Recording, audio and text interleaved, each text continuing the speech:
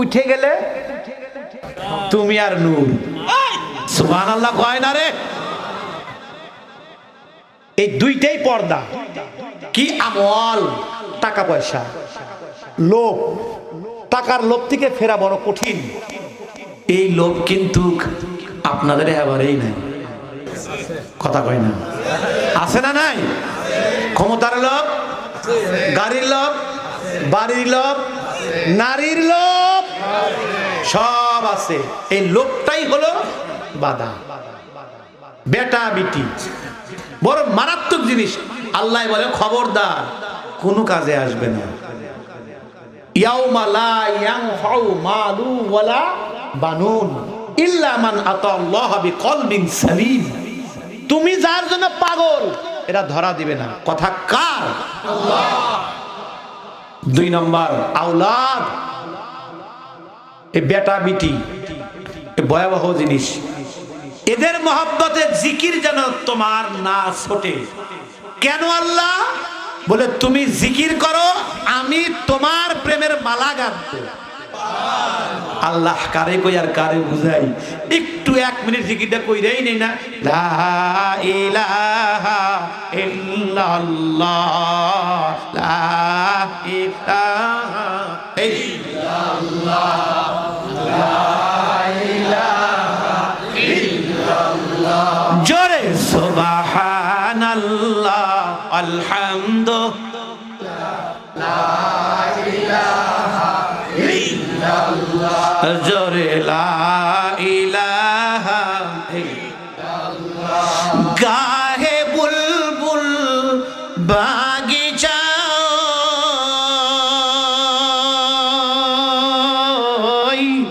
গাহে বুলবুল বাগিচা, ওই না সুরে গাহিয়া লা ইলাহা ইল্লাল্লাহ।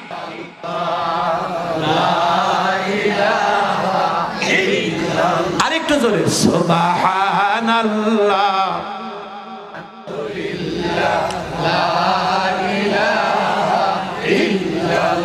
মাশাআল্লাহ। 1 নম্বর আল্লাহ পাকের করবো না ইনশাআল্লাহ? চলতে ফিরতে করবো না ইনশাআল্লাহ?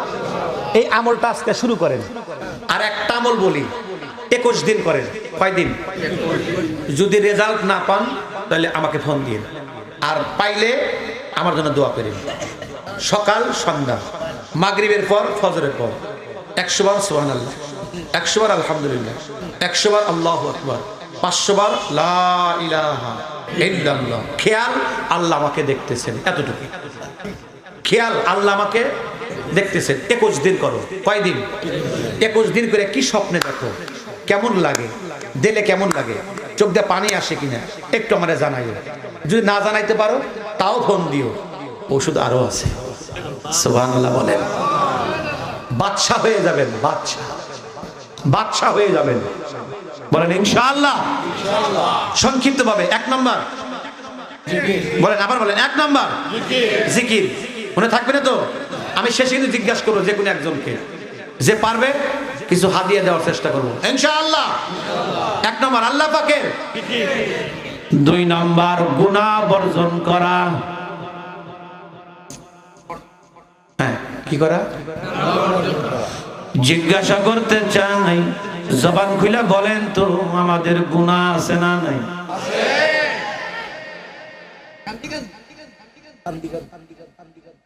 আল্লাহ আমাদের মাফ করে দেন।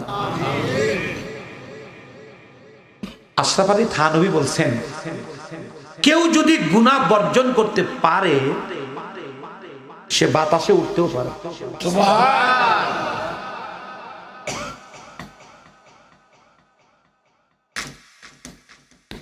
জোর করে কিন্তু আধা ঘন্টা আপনারা চাই নিছেন। আমার ঘড়িতে এখন মোনাজাতের সময়, তারপর আপনাদের জন্য বসে থাকবে এই 10-20টা মিনিট, কিন্তু কেউ যেন ওঠেন না।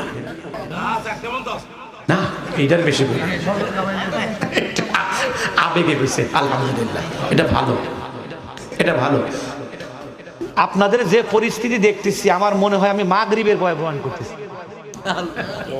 এত একটা সুন্দর পরিবেশ, সকলের মুখে হাসি। সুবহানাল্লাহ, এটা বিজয়ের লক্ষণ। দুই নাম্বার বলেন, দুই নাম্বার গুনাহ বর্জন করা। বলেন গুনাহ বর্জন করা। গুনাহ আমাদের আছে না নাই? হুজুর গুনাহ যদি ছাইরা দেই লাভ 10টা। কোন কয়টা? আরো ধরে মহাপুরস্কার 9টা দিবে দুনিয়ায়, একটা আখেরাতে। যদি কেউ গুনাহ ছাড়ে, কারণ গুনার মধ্যে কোনো লাভ নাই। কেউ যদি কও গুনাহ করে লাভ, আমারে বুঝাও। আর আমি যে গুনাহ ছাড়ার চেষ্টা করতেছি, হয় না তা না, চেষ্টা করতেছি, কি লাভ আমার কাছে বুঝে না। তুমি দাড়ি কাটো, আমি কাটি, তুমি যে কাটো তোমার লাভ কে আমার বুঝাও। তুমি আমার একটু বুঝাও না ভাই, একটু বুঝাও, দয়া করে একটু বুঝাও। তুমি যে দাড়িটা কাটো তোমার লাভ কি আমারে বুঝাও। তোমার লাভের মধ্যে কি? টাকা পুরা। তোমার লাভের মধ্যে কি? নাপিতের গাল টানা খাও। কথা কয় না? যাদের গালে বস্তু নাই দেখেন কিভাবে টানে, পেলাস দিয়ে। আচ্ছা এই যে কাটো যে ভাই, তোমার কাছে প্রশ্ন, এই যে কাটো যে জীবনে মরার আগ দিয়ে কাইটা বন্ধ করতে পারবা না? না হবেই। আচ্ছা তাহলে 1 নম্বর ক্ষতি চোখের। বলো 1 নম্বর ক্ষতি জোরে বলো। 2 নম্বর দাঁত। 2 নম্বর। 3 নম্বর সবচেয়ে বড় ক্ষতি সেক্স, এটা আউট হয়ে যাবে। ব্রেন কি? ব্রেন, এটার সাথে অসংখ্য রোগ আছে। বিজ্ঞান বলছে জাপানে এর একটা আইন হয়েছিল যে সকলের দাড়ি রাখা বাধ্যতামূলক। সুবহানাল্লাহ কয় না? রাসূল যে কেন রাখছেন? আলহামদুলিল্লাহ, আলহামদুলিল্লাহ, আলহামদুলিল্লাহ। এদের কথার সাথে কাজের মিল আছে। সুবহানাল্লাহ কোন? আসার পর থেকে এদের আচার আচরণ ব্যবহার খুব ভালো লাগছে। আলহামদুলিল্লাহ বলেন। এদিকে খেয়াল করেন, আমল কিন্তু 5টাই শুনে দেওয়া লাগবে, তাহলে ওদের পরিপূর্ণতা হবে। বলেন ইনশাআল্লাহ। তাহলে দাড়ি যে কাটো লাভটা কি বুঝাও, একটা লাভ বুঝাও। বলে হুজুর দাড়ি যে কাটবো না, বিয়ে শাদী করা লাগবে না? একটা যুক্তি আছে। কথা কয় না, কথা কয় না। একটা যুক্তি আছে। হুজুর আপনারা বোঝেনি না, আমি যুবক মানুষ, হুজুর আমি যে দাড়ি রাখবো বিয়ে করা লাগবে না কেন ভাই? তাতে কি দাড়ি রেখে আমরা বিয়ে করি নাই? কথা কয় না, কথা কয় না। তুমি যে দাড়ি চাইছে বিয়ে করবার চাও, আমার জানা মতে বহু দাড়িওয়ালার বউ নাই, চলে গেছে গা। কথা কয় না। আমার জানা মতে বহু দাড়িওয়ালা আছে 4 বউ। ওই যে ভাই কিছু মাশাআল্লাহ, আমি কি মিছা কথা কইলাম? বহুত দাড়িওয়ালার 2 বউ, বহুত দাড়িওয়ালার 3 বউ, বহুত দাড়িওয়ালার 4 বউ। হ্যাঁ, আর যারা দাড়ি চাষো, অনেক দাড়িওয়ালার রিপোর্টে এমনও আছে নাই। কথা কয় না রে। লাভ কি? বলে হুজুর তবুও তো, তবুও তো, তবুও তো কি? আমি তো পুরা হই নাই, দাড়ি রেখে বিয়ে আমি কেমনে করব? যে মহিলা দাড়ি পছন্দ করে না তারে বিয়ে কইরো না, তুমি সুখী হইতে পারবা না। তোমরা যদি সবাই দাড়ি রাখো, ওরা জামাই পাইব কই? সবাই রাখো, দাড়ি রাখার আন্দোলন। এবারের আন্দোলন দাড়ি রাখার আন্দোলন। সুবহানাল্লাহ কয় না রে? এবারের আন্দোলন টুপি পরার আন্দোলন, এবারের আন্দোলন নামাজ পড়ার আন্দোলন। এটা কও দেখি দাড়ি ছাড়া ওরা বিয়ে বইছে কোন? আর আপনারা যারা আছেন নেককার ছেলের সাথে বিয়ে দেন, চেষ্টা করেন। আমিন বলেন। আমার গ্রামের একজন আমাকে কইয়া কইয়া ঠিক করছে, হুজুর একটা ভালো ছেলে দেখে দেন। তাহলে ভালো ছেলে বলতে আমরা কি বুঝি? আলেম ওলামা, এটাই তো আমরা সচরাচর বুঝি। তাই বলে আলেম ছাড়াও ভালো মানুষ আছে নাই? বহুত আছে, হাজার হাজার আছে। আলেম না ভালো, আল্লাহর ওলিও আছে, যুবকদের মধ্যেও আছে আমার জানা মতে। তো আমি কইছি ঠিক আছে। কয়েকদিন পরে গেলাম, দাদা একটা ছেলে পাইছি। হ্যাঁ, আমার কয় কি করে? বললাম আমার সম্পর্কে বন্ধুই হয়, মুফতি। বেতন কত পায়? আচ্ছা আপনারা কোন দাঙ্গা হুজুরা বেতন কত পায়? ওই মুখস্থ মুখস্থ। কত পায়? 5,000। 10,000ই দিলাম, 15,000। তখন তো বেতন অল্প ছিল, আরো 3,000, 2500। আমি পাইছি 2550 টাকা, আমি নিজে পাইছি। তা আমি কইলাম যে পায়, মোটামুটি পায়। কত? আমি তো শুনিনি, তবে আমার ধারণা 1000 পাশে। পান খাতি দিই। পরে আর কথা কইলাম না। পরে শুনি বিয়ে দিছে। দাদা বিয়ে হইছে? হইছে। কেমন দিকে দিলা? পুলিশের সাথে। তা আমি বললাম যে হনে বেতন কত? নাতি বেতন আর জানতেন সাইদ ভালো। আচ্ছা সাইদ কি ভালো? ঘুষ। বলে সাইদ কি ভালো? ঘুষ। তাহলে যে ঘুষ খায়া সন্তান জন্ম দিবে ওটা তো আল্লাহর ওলি হবেই ভাই। ও তো পেটের থেকে বাইরে লাথি দিয়ে বেড়াইব, কথা কয় না। মরহুম পীর সাহেব চরমোনার কাছে আসছে, হুজুর আমার ছেলের জন্য একটু দোয়া করেন। কেন? আমার কথা শোনে না। হুজুর কয় তুমি মনে হয় আল্লাহর কথা শোনো না, এই জন্য তোমার ছেলেও তোমার কথা শোনে না। কি কথা ঠিক কিনা বলেন? তাহলে কি বুঝলাম? দাড়ি রাখতে হবে, এটা আল্লাহর নির্দেশ, বিধান। অতএব তুমি আল্লাহর ওলি হতে চাও, বন্ধুত্ব করতে চাও, তোমার জন্য 2 নম্বর আমল হলো গুনাহ বর্জন করো। ইনশাআল্লাহ তুমি গুনাহ বর্জন করো। কি করো? গুনাহ বর্জন করো। হুজুর গুনাহ বর্জন করলে লাভ কি? 10টা, 9টা দুনিয়া, একটা। তার মধ্যে সর্বোত্তম পুরস্কার প্রথম যেটা আল্লাহ দিবে, ওয়ালামু আন্নাল্লাহা মাআল মুত্তাকিন ফাইন্নাল্লাহা ইউহিব্বুল মুত্তাকিন। প্রথম নম্বর পুরস্কার হলো আল্লাহ কয় আমি তোরে ভালোবাসা দেব। আল্লাহ যদি ভালোবাসা আমারে দেয় আর কিছু লাগে ভাই? আর কিছু লাগে? লাগে না।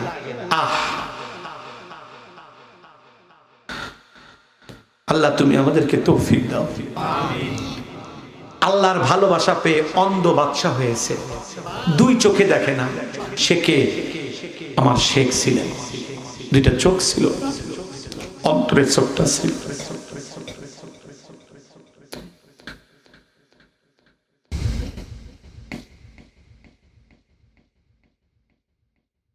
পাবনাতে পাগড়ি দিচ্ছি কয়েকটা ছেলেকে।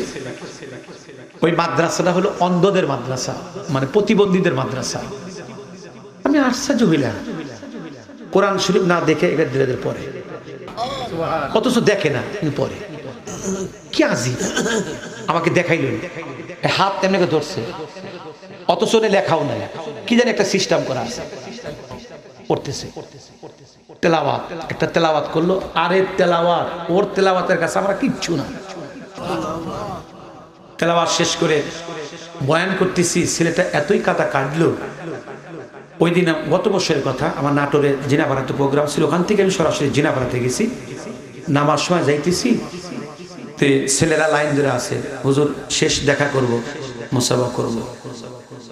মুসাফা করতেছি, মুসাফা করার সময় ছেলেটা চোখের পানি ছেড়ে দিয়ে কাঁদতেছে। আমাকে বলতেছে, হুজুর এই চোখ দিয়া কিছুই দেখি না, মাকে দেখি নাই, মা কেমন দেখালো, বাবা যখন ডাকে বাবার চেহারাটা কেমন দেখা যায় তাও কইতে পারি না। হুজুর ওস্তাদের চেহারাও দেখি না, হুজুর আপনার যে কেমন দেখা যায় তাও কইতে পারবো না। হুজুর আল্লাহর এই সৃষ্টি জগৎ কিছুই দেখি না। হুজুর দাঁড়ায় আছে লাইনের একটা দোয়ার জন্য। কি আব্বু? হুজুর দোয়া কইরেন আল্লাহ যেন কবরে অন্ধ না বানায়।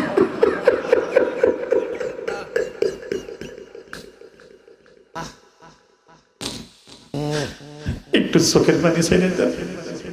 আর লম্বা কথা না, আখেরি দোয়াও না, বসে থাকবেন। আমার আর একটু কাজ আছে, আমার মনে হয় দোয়াটা এখন কবুল হবে। চোখের মধ্যে সকলের পানি আছে, একটু দোয়া করি। আল্লাহ আমিন। উঠার দিকে না হাত উঠা, একটু মাথা নত করেন, চক্ষুখানা একটু বন্ধ করেন। জীবনে আর দেখা হবে কিনা জানি না, একটু ভাই। হ্যাঁ ও ভাই, কারণ আমার মুরব্বী নির্দেশ করছে তো, সারা রাত ব্যাপী মাহফিলের চেয়ে ফজরের 2 রাকাতের সুন্নাতের অনেক দাম আছে। আমি ওয়াজ করে গেলাম যে ফজরটা কাজা হয়ে যায়, এই ওয়াজের কোনো মূল্য নাই।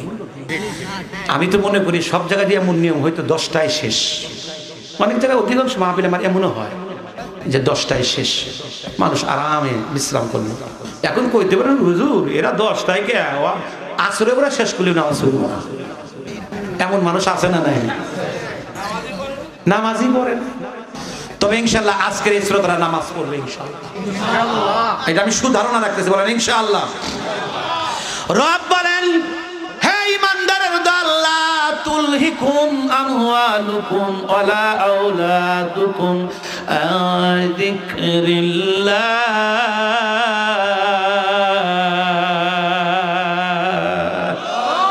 আরো জোরে বলেন আল্লাহু আকবার।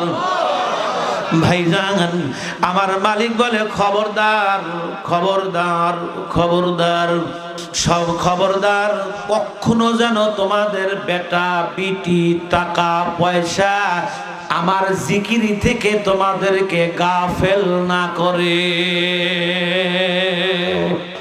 আমাদের দেশে এমন মানুষ আছে না নাই?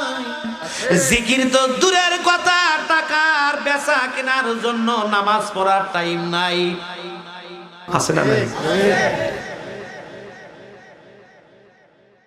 কাসার দিয়া জমির আইলের বাতর সাথে, আছে না নাই? এ কাকা নামাজে যাও বাবুরে, আর একটু আছে, একটু করে আসরও গেছে, মাগরিবও গেছে, বাড়িতে আসছে গোসল করে নামাজটা পড়ো, কয় না ব্যথা হইছে গাও, আছে না নাই? নামাজ শেষ। রব বলেন খবরদার, টাকা পয়সা বেটা বিটি, বলেন টাকা পয়সা বেটা বিটি, এই দুইটাই কিন্তু আল্লাহর প্রেমের বাধা। খুব গবেষণা করছি আমি, কেন কইলো আমল, কেন কইলো আওলাদ, এই দুইটাই হলো আল্লাহর বান্দার মাঝে পর্দা। আমার কথা কি বোঝেন? পর্দা বোঝেন? থাকলে কি ওবার দেখা যায়? এই যে এই যে পর্দা, ওবারকে দেখতেছেন? পর্দা উঠে গেলে কি কি আছে সব দেখা যায়। এই দুইটাই হলো পর্দা।